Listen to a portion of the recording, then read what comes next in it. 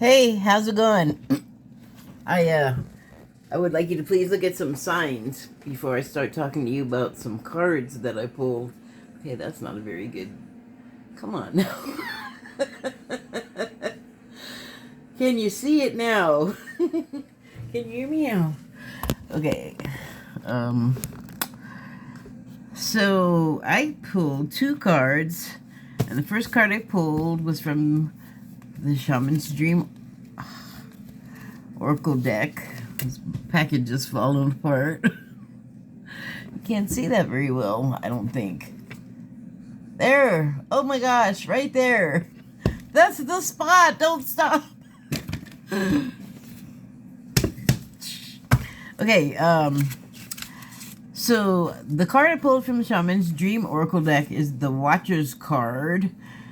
And the subtitle is transpersonal, and I forgot what that means. I am not going to pause right now and go look.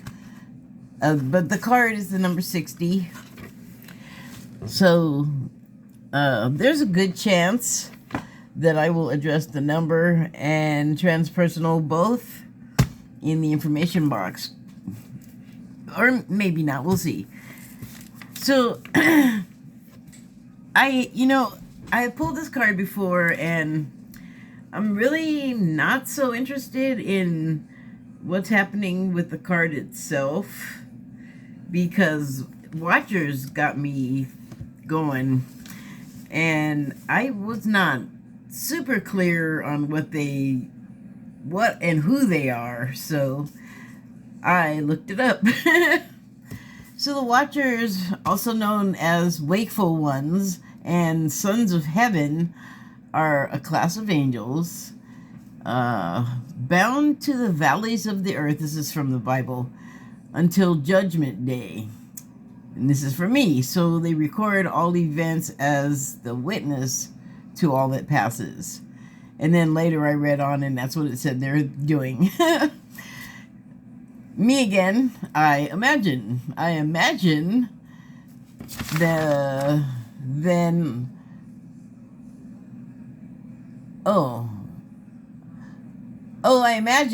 all flowing from their each event horizon, like all of everything that happens. I don't know why I left that part off. Kind of crucial. Their witnesses are there, and I'm not sure what the phrase bound to the valleys of earth means. Obviously, just like outright, they're stuck here. They're stuck on the surface of the earth, or on the earth.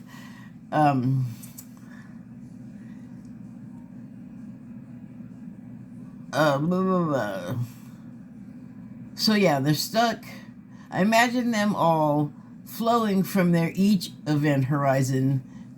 How did I leave all of that out? It's right there in the sentence. I imagine them all flowing from their each event horizon. That's each with an apostrophe to indicate possession. So each, as in each person's event, or whatever is passing in the lives of people. It's sounding like they're like the librarians of the Akash, okay? So the Akashic record, the Akashic library. Just to get all of the possible ways you could say it in there. I know there's a word for that, but it's escaping me. So yeah, they're stuck there on the valley's floor, and they're watching everything that goes on. And apparently they are also known as they who have left, or the Watchers who have left their heavenly habitation to sit earthbound in their eternal chairs. All the way to the end is me. But it goes on to say they sit there until Judgment Day. So it is, the end of that period until, who knows what happens after Judgment Day. As far as I can tell, not that I'm searching for it, but it hasn't happened yet. So, waiting. Oh, is the hardest part. I'm not really waiting for that though. I don't think. Wait, am I? Let's be honest here. What am I doing? Not rushing to the end. I'll tell you that. Um, so, they left their heavenly habitation to sit earthbound in their eternal chairs all the way to the end, but they gave in to earthly temptations like the women and knocking said women up. And they bore the people whose name is maybe more familiar in a way than the Watchers. And I was gonna say, like, maybe somebody religious would immediately be all, oh yeah, the Watchers, blah blah blah, or Nephilim, blah blah blah. Sure, of course, but I don't know about that, because it doesn't seem like the people out there yapping their jaws about how religious they are, and Jesus, if Jesus did this, or like, I wouldn't try to like figure out what like my brother was gonna do, and I know him. It's just all up in the air. I'm not even gonna try to like direct anybody's future, let alone Jesus, is what I'm getting at. Or don't blaspheme or do something against God, but be sure and go out there and decide exactly what God would like or not like, or would do or wouldn't do. These are these very religious people who will tell you about it. There are other people that actually, they may not see the inside of a church any more often than I do, but they may have that Bible memorized backwards and forwards. So at least if they start talking about it, they can consult the actual document and not what they dreamed up. Why does that get me so irritated? I don't know. Lapsed Catholic. Like, there's rules. Dang it. So anyway, the other word or name you might know, if you're any kind of person, like all of the above, is Nephilim.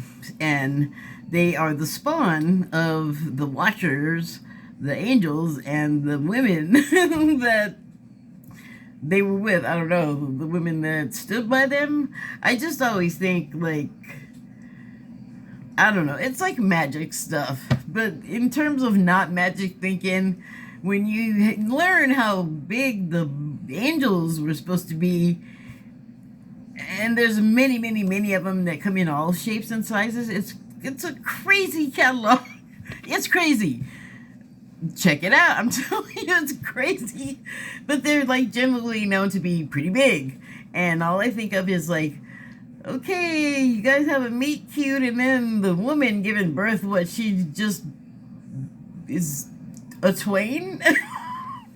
But could be all magical and like units fit in smaller habitations magically, and giant babies magically don't like tear the woman asunder.